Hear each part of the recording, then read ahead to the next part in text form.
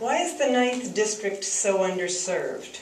I.e. libraries, potholes, abandoned buildings, graffiti, no quality stores. Why are we underserved? It fits in with the banks, but it's broader than that.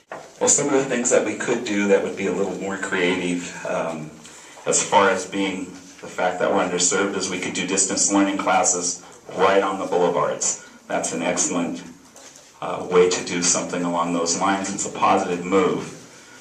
It would fill the vacancies that we have.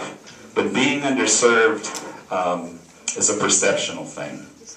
And just the idea of talking about in the newspapers that this is where the homicide capital of Long Beach might be, or there's something going on up here as far as public safety, that is a battle that has been fought and fought and fought, and there's people sitting on this panel that's going to continue to fight. And it's going to be a continuous battle at the mic over those things.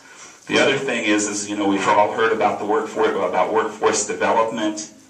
The thing is when you start something up here, we cannot allow the dollars to slide somewhere else. Well, remember a few minutes ago when I brought up how over $440,000 was given away to another district? Well, there's your answer. We need somebody in City Hall who's going to fight for us, who's going to point out all the needs of the 9th, make us be number one, draw major attention to the 9th, and not be giving away our money, number one. That's why I brought that up earlier. That's how that happens, and that's how the perception starts to grow, that we're disconnected and we're a little bit less than the rest of the city. We need to work on that, but it starts at City Hall. It starts with a strong leader fighting for us every step of the way. In addition to that, what I hear going door to door is just how disconnected people do feel. So it is more than just a perception. Yes, it is a perception, but in reality, people have to leave here to do so many things. Those things I mentioned earlier. You leave it, soon we're going to be leaving for a bank on top of a major chain grocery store.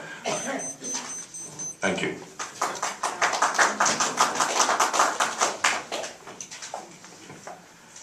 Well, we don't get to the 9th District without going through 1/3 of the 8th District. And if we don't correct everything from Del Amo to the city border, we will never get rid of that perception. If they have to go through the other side of the North Long Beach area to get to the good part, what do you think the perception is going to be by the time they get to the good part? We are all one neighborhood. From Del Amo to the city border, we are all one neighborhood. And we have to improve it all. Improve it all. And that's my responsibility, to improve your neighborhood. Let me ask you, how many people live in the 9th District are out there right now? Please raise your hands.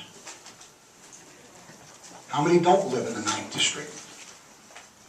The majority of the people here don't live in the 9th District. And they don't understand that. We are one entire neighborhood from Del Amo to the city limits, and we must fight for that entire neighborhood. Thank you. Okay, we have a purchaser. That's exactly the kind of attitude that has gotten us to where we are right now, and why that question was asked. If we look at why was that question asked at a forum, why is there a perception the 9th is left behind? Why would anybody ask that? It's because it's a reality. And we just heard part of the reason that it's a reality.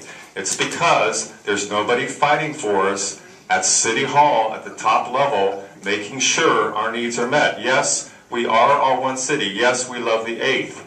But still, we are the 9th District, and we have to fight for that.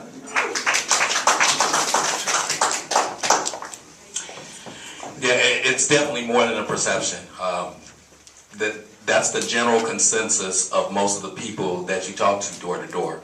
And I think you get to that point because local decision makers often approve projects without assessing the cost or the benefit to the community. And when that happens, when you have large public subsidies going to developers with no return to the community, it creates sprawl. That's a fact. So that's the position that we find ourselves in today. The real question for us is, how do we alleviate it? How do we get from where we are now to where we need to be? And that's why our development going forward has to include the benefits to the residents of the community. That's the only way you change the perception, because perception is reality.